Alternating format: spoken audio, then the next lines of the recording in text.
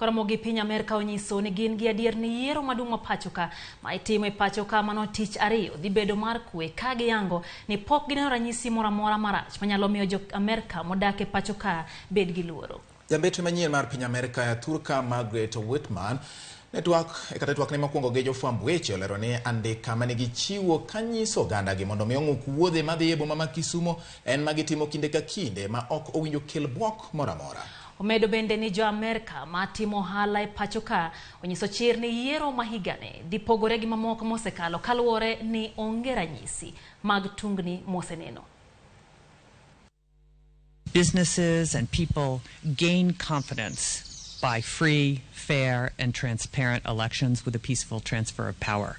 And I think there's a great deal of confidence, at least thus far, that the elections are on a very good trajectory. Everyone that I have talked to in my last 6 days, and I have not met with everyone for sure, is that there's a great deal more confidence in this election cycle. We'll obviously see what happens.